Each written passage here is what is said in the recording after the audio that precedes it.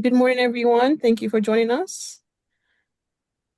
We're going to give everyone a few more minutes to just 2 more minutes to join, to settle in. Thank you for joining us for another information session for the New York Land Opportunity Program. We ask that if you have any questions today, you can put them in the Q&A box. You can raise your hand to be unmuted to ask your questions live. We will take time today to answer questions from everyone. So please put them once again in the Q&A box or raise your hand to ask them live.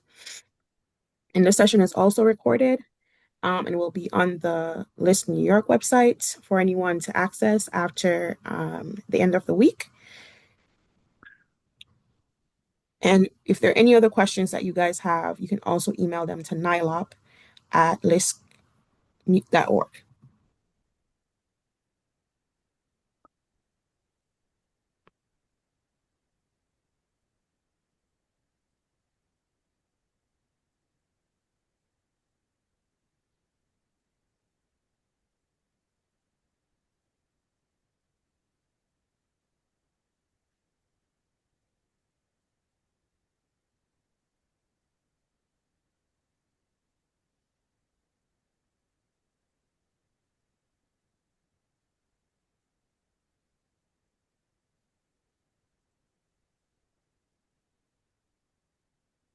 All right, it's 11:05. Once again, thank you so much if you're just joining us. We're here today for the LISC New York NILOP information session. I want to thank everyone for making time for us on this very cold and rainy morning. We're going to hear from the LISC New York NILOP team today about a development project, a request for qualifications for a co-developer for our Brooklyn sites. We ask if you have any questions at all, you can put them in the Q&A box. You can raise your hand to request to be unmuted to ask your questions live. And you can also email us afterwards at nylop@lisc.org. The email address is in the chat. This session is recorded and will be posted to the website in a few days. So we recommend that if you want to rewatch, just go to the LISC New York website for that. And we will also be accepting questions after today's info session that will be posted on the website at the end of next week. And I think in terms of housekeeping, I also want to mention that we expect to run about 30 minutes today, and we'll have another 10 to 15 minutes for Q&A. So we'll be prepared for that because sometimes we have a lot of questions. And with that, I really just want to turn it over to Monica Dean. Monica is the Director of Housing here at LISC New York, and I am happy to work with her. I didn't introduce myself. My name is Ranjali Davis. I'm a Senior Program Officer here working on the LISC New York Housing team. And once again, I'll turn it over to Monica.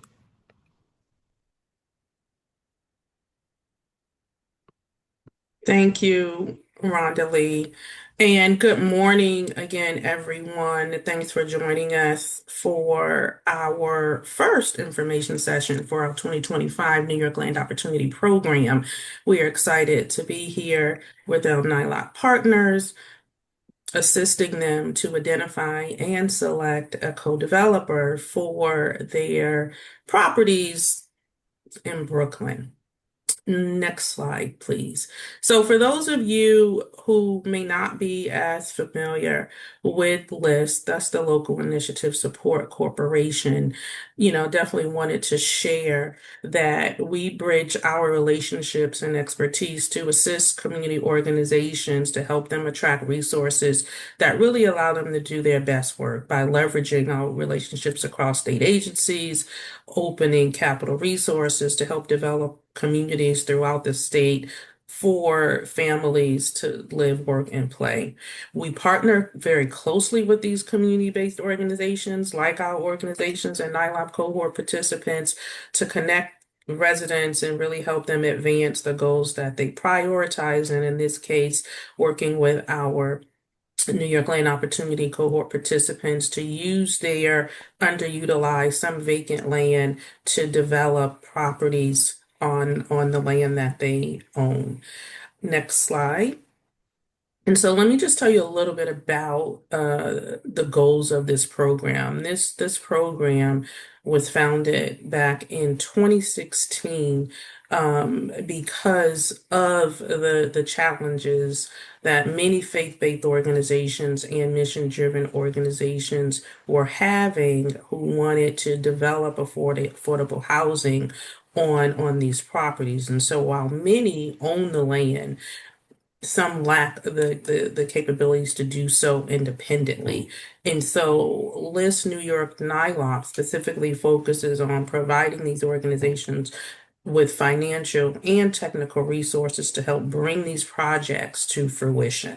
And so we work very closely with our organizations and our city and federal partners to help bring these projects to fruition through development.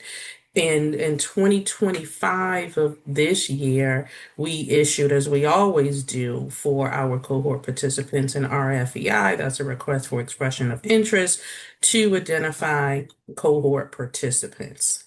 And so since we started in 2016, this program has supported over 50 something odd organizations across New York City in the beginning. And in 2023, LISC New York expanded this program as a statewide program. And we're actually having conversations to bring this program nationally across our other 36 offices across the country within the LISC enterprise.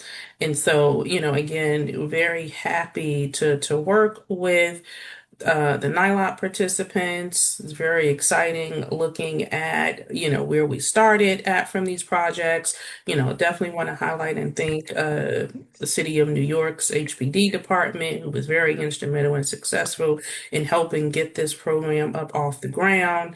And again, I would definitely want to highlight and thank partners at Goldstein Hall, ESKW Architects, and Sincere Consultant, who work very closely with the organizations to go through the plans and have conversations and lots of meetings about what opportunities exist on these properties owned by our cohort of participants. Next slide.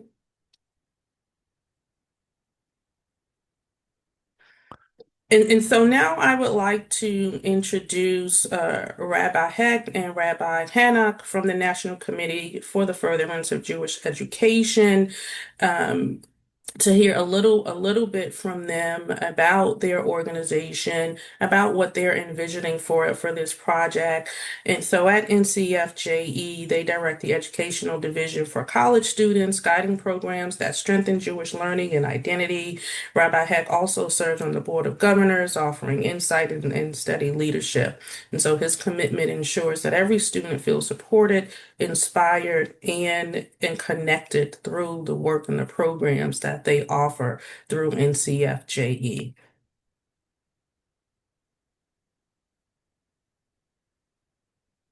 Thank you, Monica, and thank you everyone else for being here. So we're now in the organization is now in our 85th year. And we started mainly with education, but through education, you realize how many other needs people have. And I'm really mainly involved in the education side of things, but we also have food pantry, the other thing besides the food pantry, many other types of things we're doing literally to help people put food on the table. For many years, we always said, we have this property and if we can only develop it. And over the years, there have been private people who have come to us, developers, said, oh, yeah, we'd love to develop your property. But in essence, they were looking to make a good deal that worked for them, but didn't work for our mission. And when we learned about LISC, this was like a dream come true, that we can actually do something to help people in the community, and it works with our mission. So we're very, very excited about this opportunity. Hannah?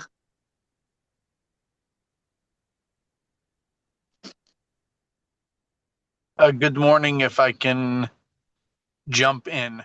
So it has been an absolute pleasure and an honor to work with LISC and the entire team and to be a cohort in the New York LOP participants for 2025. We've been working with Rhonda Lee and with Monica and with Jimmy Miller. By the way, don't be scared. He just has a big bark. He's not so scary when you actually work with him. And we our organization, even though we're a religious faith-based organization, we also have many social services serving the community as a whole, and we are blessed to have assets, but we are cash short, and therefore we never really had the opportunity to look into a development for the organization in a way that strengthens the community. We have been over the year approached by many developers, and usually they're first looking at profit and community second. By us, on the other hand, our mission comes first. So although, of course, we're happy for it to be a successful project financially, more importantly, we want it to service our community and service those that are with needs in the community. And therefore, when LISC opportunity came up, it was really a perfect fit, and we're really honored that they chose us to participate in this process. And in the process, we learned a lot dealing with the legal team and the architects of the design element, and believe we are ready, and with the partnership of LISC, to participate with the developer and partner with the developer to really build a project that is both feasible, beautiful, and really serves our community and the needs of our organization. So once again, thank you very much. And if anybody has any specific questions at the end, I know there's Q&A, but if you need from the organization side, we're very, very happy to give you a background of us and our perspective and our goals if that's needed. Once again, thank you for joining us, and thank you for giving us the opportunity.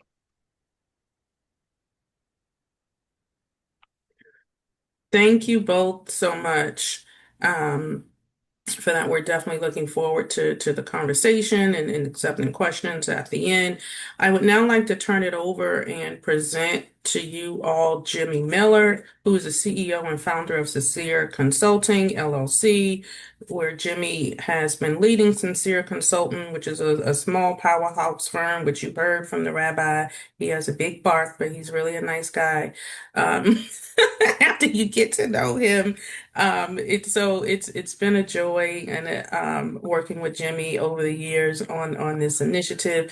I won't read, all of what it says here because I would probably really date Mr. Miller, and I'm not going to do that to him in this holiday season. But he has extensive history in working with and for city and state agencies across New York and also in Connecticut. But, more importantly, I do want to highlight the time that he spent, in New York State at NYCHA and working for the governor of New York back in the day. And so, without further ado, Jimmy, I'll have you walk us through the project and its concept, and through the rest of the presentation so we can get to Q&A for the participants. Jimmy. I'm not sure. Good afternoon, everyone. Good morning. I'm not sure I'm supposed to follow up on my introduction from the rabbi and from Ms. Dean. So I will try to keep my bark to a minimum. But anyway, good afternoon, everybody. Been happy to work with the member of the quarter here for the last couple of months, and with Ms. Dean and Rhonda Lee and our team that consists of myself, ESKW, which is our architect, and Jason and Greg from Goldstein and Hall. We have a tremendous team, and you'll be meeting the ESKW team shortly. But in any case, we work with the group and our team. We start out by doing a survey. We start by listening to their desires and their goals and their objectives, and then we try to marry that with the market forces and reality to come up with a concept that is feasible. So that is the essence of what our team does. and once we come up with that concept and we do the underwriting and we determine it's feasible, then we issue this RFQ, which is the focus of this meeting today. And the RFQ is, again, part of a broader umbrella. As Ms. Dean said, the cohort that I started out working with in 2022 was limited to New York City. And then we expanded it outside New York City. And then we have expanded it to Western New York. And now it's a statewide program. And so since I've been in the program, we have worked with 20 cohorts, of which 16 are still active participants, which is quite a good success rate. As you can see here from the slide, we have the 10 members from the 2025 cohort, and they're all still active participants. Let me do the next slide, please. Again, here we talked about the RFQ. We develop a concept plan.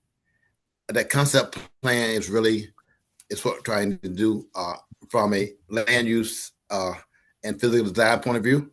As I said a few seconds ago, we have a tremendous architecture team here led ESKW, and we have two members here today from ESKW, Andrew Knox and Jack Wayne, and we're going to let them talk about the process by which they go about developing the concept plan. So I'll turn this over to ESKW team. I'll just say very briefly, I'm a partner at ESKW Architects. We've been working with LISC, and we've been working with Jimmy through both this cohort and a previous set of cohorts. And we have an extensive practice in the space of affordable and supportive housing. Jack did most of the work on this, and we'll talk about this this specific project. Great. Thanks so much, Andrew. Thanks, Jimmy. So we have two sites on Eastern Parkway in Brooklyn. We have 823, 825, and 827 Eastern Parkway. And then across the street, we have 828 Eastern Parkway. The proposed concept plans make up 53 residential units. The concept plans are as of right through City of Yes zoning, qualified affordable housing, as well as community facility. And the lots are in R6 zoning. There's a 30-foot required front yard setback on the sites due to a requirement street wall modification along Eastern Parkway. The test fit attempts to capture NCFJE's desires to have slightly larger units than the minimum required from HPD. And then as well, across the two sites, we have 5,200 square feet of community facility.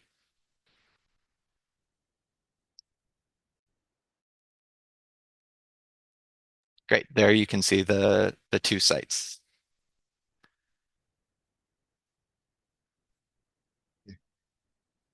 Anything else, Jack, you'd like to add? I think that's everything. Okay. All right. I will go back to the RFQ itself. We talked about the RFQ earlier. Jack just laid out the sites and the number of units that we hope to produce along with the community space. So we'll go to the next slide, please. I'm going to go through this quickly so we can leave as much time for questions as possible. And all of these things I'm about to mention are all outlined in the RFQ. Co-developer scope of work. We want you to work with the cohort member and our development team here and take the concept plan that we have developed and refine it based upon your expertise and your dialogue with the community. And dialogue with the community and the city is very critical to success. We want the co-developer to have the financial wherewithal to provide the guarantees necessary to complete the project. And those are your customary guarantees. They include your completion guarantees, your operating guarantees, And almost always these projects will involve low-income housing tax credits. So they would involve the compliance period of 15 years and the guarantees necessary to ensure that compliance. Again, we talked about the importance of reaching out to the local community and the city and the state. That's also a critical part of your role. And at the point that we get to have an agreement between the co-developer and the cohort member, then working together to create an ownership structure that's going to be approved by the organization itself. Next slide, please.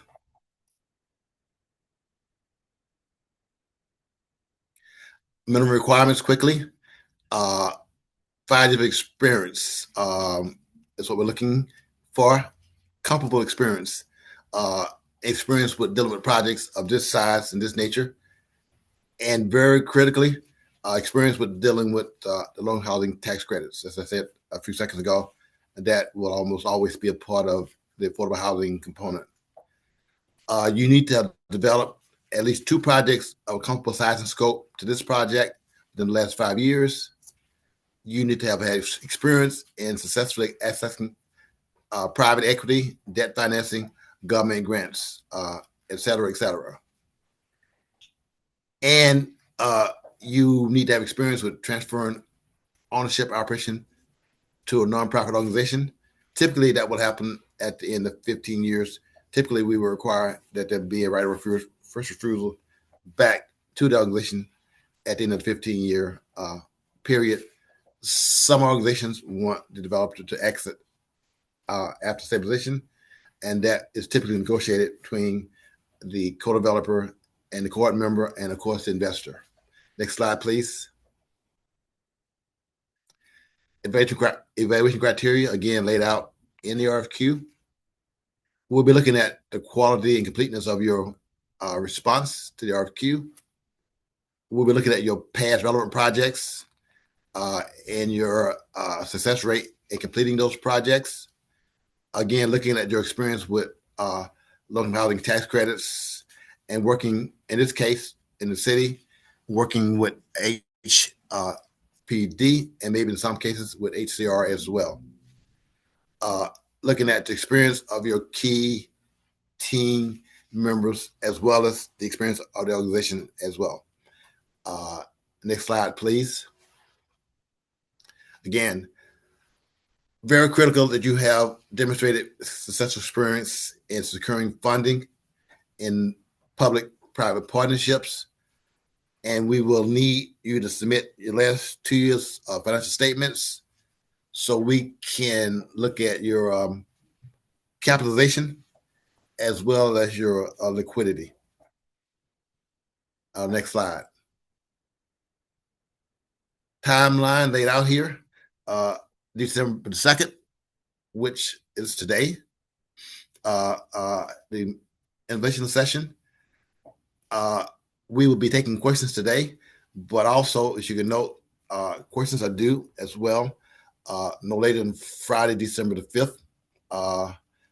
And the address is to nyloplist.org. We will respond to your questions no later than a week later, by December 12th. And I think most important of all, your responses are due no later than Friday, December 19th, 2025. And the as you can see, where the responses are due, responses that are not in by 3 o'clock local time, they will be rejected, and there are no exceptions to the response due date and time. Next slide. Again, I'll turn this back over to Rhonda Lee and Ms. Dean, and we can begin the question and answer session. Rhonda Lee. Thanks, Jimmy. So we've had a few questions come in. And once again, to everyone, if you have a question you want to ask live, just raise your hand. We'll see it and allow you to ask that question live. But we've had a few questions from the Q&A box. So the first is, are there specific uses imagined for the community facility space in each building? So this can come from either Rabbi Hanak or the architectural team, or Jimmy, if you'd like to chime in. So once again, the question is, are there specific uses imagined for the community facility space in each building? So we envisioned that based on the budget of what we're given, it's possible that the space will be given over to back to the organization as a blanket space. And then we would go and raise funds on our end to finish the space. Because I know a lot of what we saw and LISC guided us was many times the requests from the organization are unrealistic for the budget of the development. So we're going to work together with the development budget, and maybe it's just a plain white canvas space, and then the finishings will take place. The organization will do separate fundraiser. Currently, both meaning both sides of Eastern Parkway, are going to be used as classrooms and things in the education system. Maybe a small sanctuary and classrooms, depending on how the space lays out. I think on one side we're like 2,800 square feet, and the other side we're about 2,500 square feet. So using those is what we're going to be basing it off. I hope I answered the question correctly. Yeah. Thank you so much. I'll just add in that from a zoning point of view, it's assumed to be use group 3B, which is a community facility, but without sleeping for those spaces. Thank you. Is that, I'm sorry, are you saying that what we mentioned is not under zone 3? No, it is under use group Oh, yeah. 3, Okay. but it does not include sleeping. That's a specific group of use group 3. Okay. Yeah.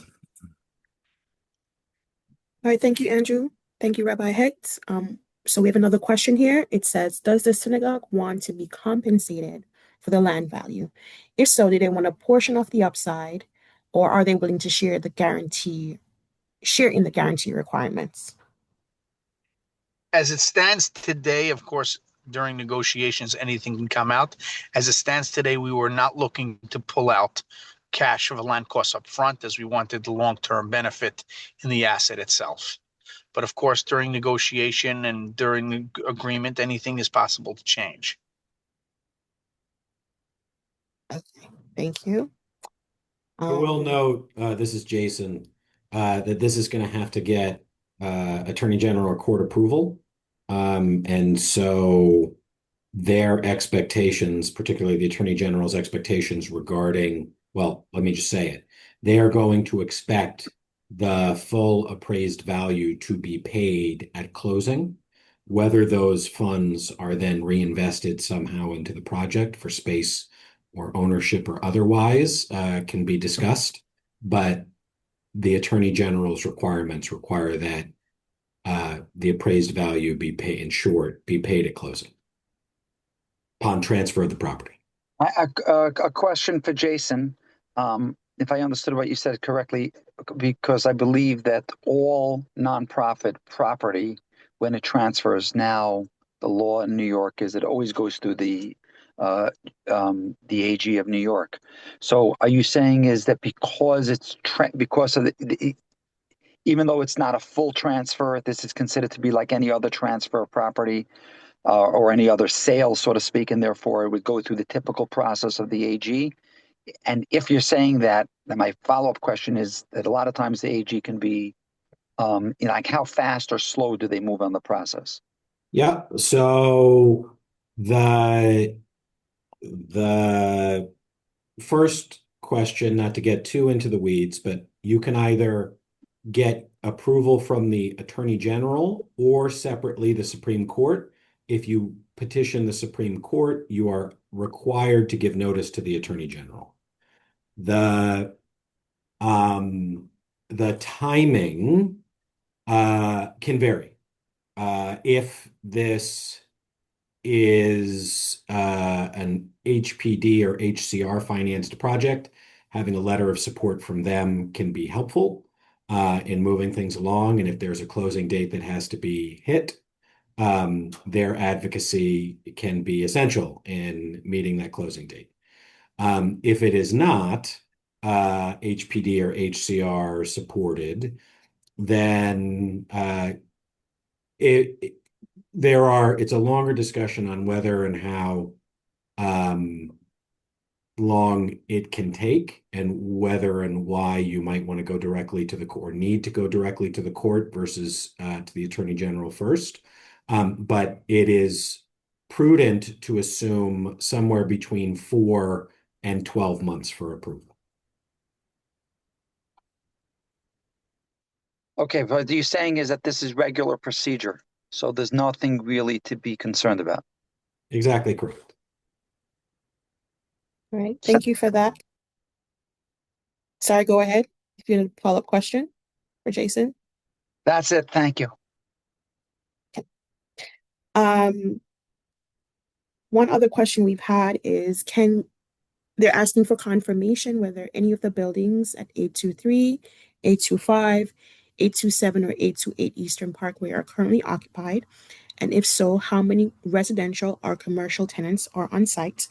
And if there is a relocation or temporary move requirement to be expected. So to mention, first of all, I know you didn't ask this question. Currently, there is no debt on the buildings. And yes, they are all occupied. 80, besides, all of it is occupied either by our school, our offices, our dormitory, and our classrooms, etc. So all things that we use. We do own another building on Eastern Parkway, 824 Eastern Park, which is not currently part of the development, which will be able to move much of our projects, but there may be something added that we may have to do certain things temporary, such as classrooms and things of the sort. So part of that will have to be worked out in detail, but none of it is vacant. So it's all currently occupied. The question is how much we could absorb in the current operations at our other building and how much we're going to have to go for temporary space during the actual construction project. Okay, thank you so much. One additional question is, if we are not able to finance the project with HPD LITEC, would you be open to a moderate income or mixed income project? Yes, definitely. Of course, what that looks like and how that looks like plays a very different role. So we'll have to, if there's a proper partner, and of course, I'm sure LISC will be involved. We're not necessarily focused on the type of housing in the sense of if it's what type of mix and if it's tax credit, et cetera. What we're looking to do most importantly is to see that the mission is met and that the goals are met and we're able to continue our mission. So if those things are met, how the project looks, we're open. This entire process has been educational for us and we're definitely open to continue a conversation. Okay, so this is a question for Jimmy and for LISC as well. So this is a question around technical assistant providers. So this is a question specific to sustainability consultants. Will a participant list be shared after this call to partner with interested co-developers, or can technical assistance providers also apply to be part of this opportunity through another channel? So for someone who wants to be maybe a subcontractor or a technical assistance provider, how might they participate or assist a NILA participant? I think that's a question better answered by LISC. Our development team consists of myself, again, Goldstein Hall, ESKW, and myself. And that tech is provided and financed by LISC to the group free of charge. We often say if you want to participate with LISC, LISC has a myriad of programs that are listed on the website that allow for all types of participations. So I would encourage that person to look at your website. Also, they're looking to become engaged in the process. I suspect we will make the list of who is participating today. I assume we'll make that list available to the public, Rondalee. Yes, we will make the list available to persons who are on the call. Okay, And And then I can add to that as well, Jimmy. So as far as list goes, if you know, whenever we are looking for technical assistance consultants, you know, we will put out a RFEI, a request for expression of interest, if that is something that we are looking for. And so one of the things that I always suggest is that for any consultant who has a service or if they are a technical assistance provider, you know, it's best that you share your information with us and then we can share the information with the participants. And then if they are interested, then they can reach out to you directly because we can't, you know, do any type of solicitation for liability purposes of sharing a lot of information, but I can inform you that if we are interested in technical assistance, which we are not at this time, but if we are, we do have a formal process that we have to go through. And I would just like to add, I think we've had the question about sharing of personal information. I did say that we would share it with everyone on the call. I want to retract that. I do not believe we're able to do that. We did not ask for anyone's um, permission to share their information. So unfortunately, we would not be able to share out the contact information of anyone. If there's someone Right. specific that you would like us to, you know, perhaps provide information to, like Monica said, and like we've said prior, you can reach out to us at the NILAB email, nilab@lisc.org. All right. So we've had another great question come in. So this one is, should we provide an underwriting model proposal? So I'm guessing this is part of the RFQ response. Should an underwriting model proposal be provided? we don't require that you submit an underwriting proposal with the response, as this is a request for qualifications. So it's a qualification based. So the criteria that we laid out is to be laid out for you.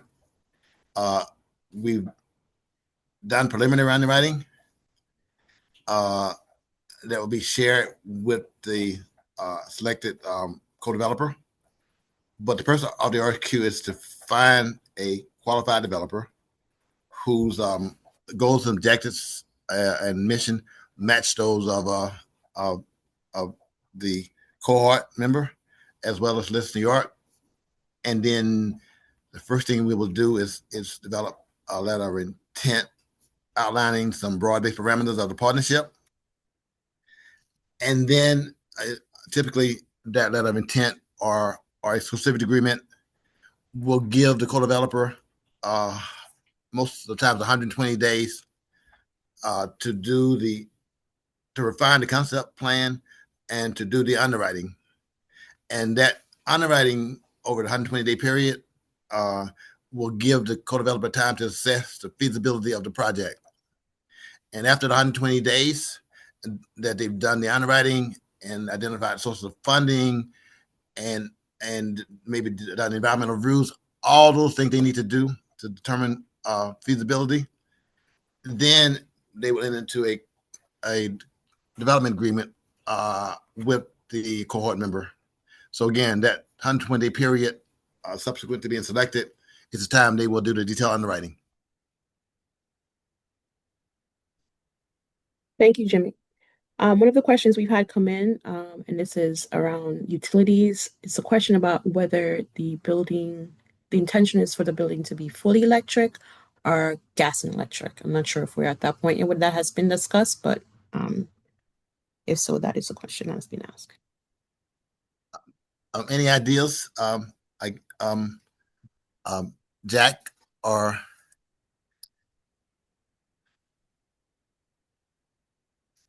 The utilities are just standard utilities. We don't know. Currently, they have gas and electric, and sewer and water. And I'm not sure a new construction will need new loads and all that sort of stuff. So that'll be part of the new construction.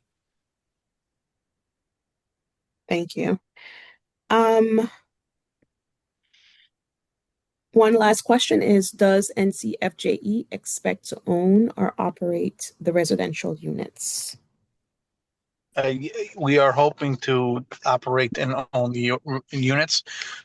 Some information that can't, that mentioned today is that I don't know exactly who the deed is, because I think maybe the law, Jason can fill in. There's a legal structure that has to be put into place regarding ownership, and certainly after a certain period of time that changes based on funding and selling of the tax credits. So that part is more complicated than me answering. I think Jason would be better fit to answer.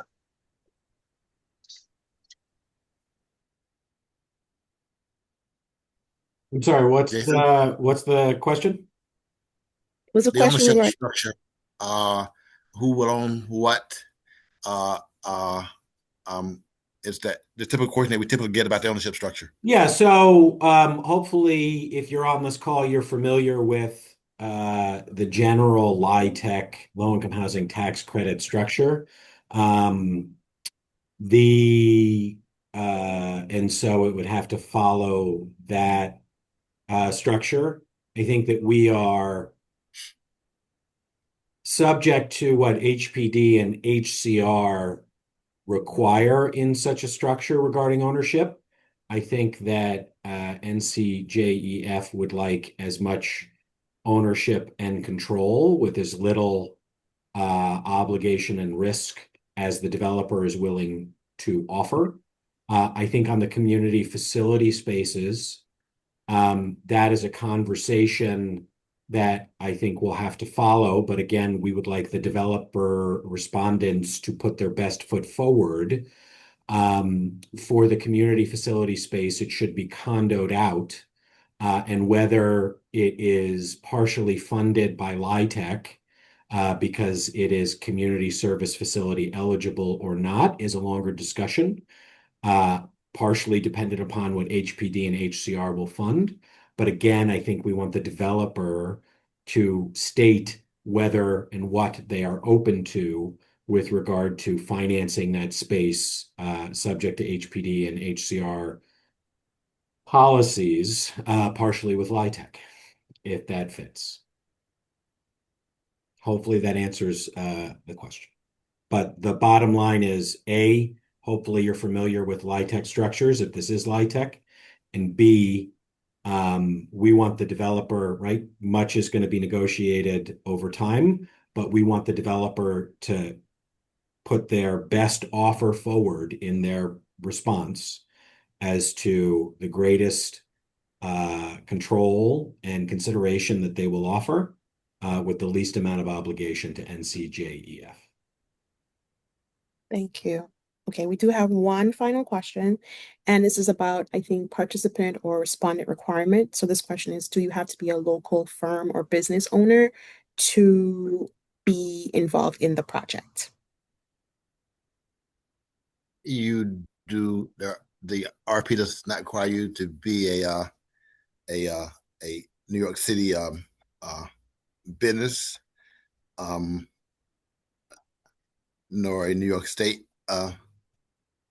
business. The criteria is laid out. You will need to be if you're a foreign company in terms of out of state company, you of course will need to be able to get approved to obviously do business in New York State.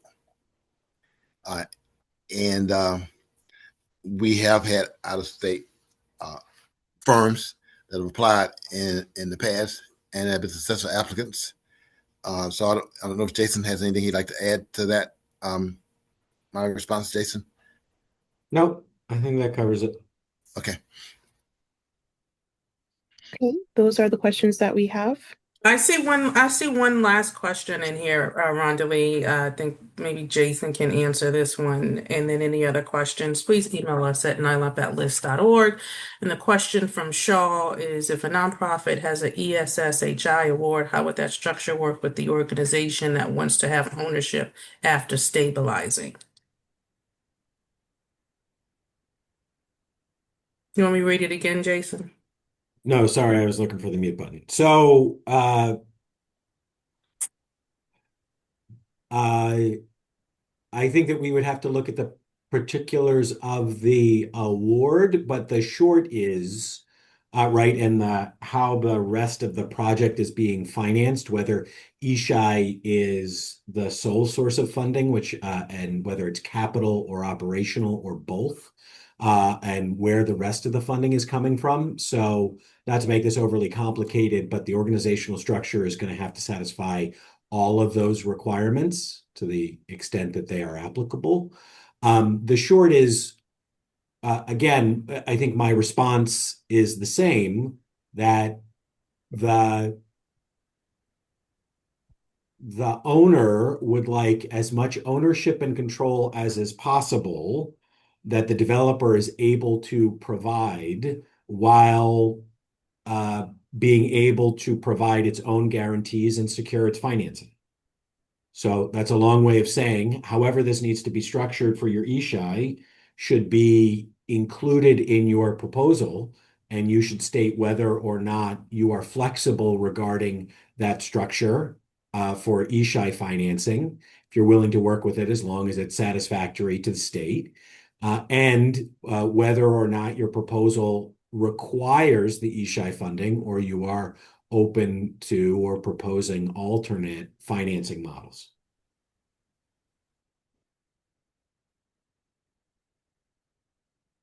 Thank you Thank for you, that. Jason. Thank you. All right, I do think that's it for the questions. Like we've said prior, you can reach out to us at nilab@list.org, but this page also has the contact information for Monica, myself, and for Jimmy, if you prefer to reach out to us personally, even though we do check the NILAB inbox quite frequently and answer all emails that are provided. If anything comes to you after, that we close out from, this conversation today, please do reach out to us. And I think with that, I'm going to thank everyone else for taking the time today. Thank you to the LISC NY team. Thank you specifically to Rabbi Heck and Rabbi Hanak for, sharing the space with us. And for everyone else out there, thank you so much for taking the time this morning. We look forward to talking to you again soon. Have a great day. Thank you. Thank Thanks, you. everyone. Thanks. Thank you, everybody. Thank you. Bye-bye. Bye.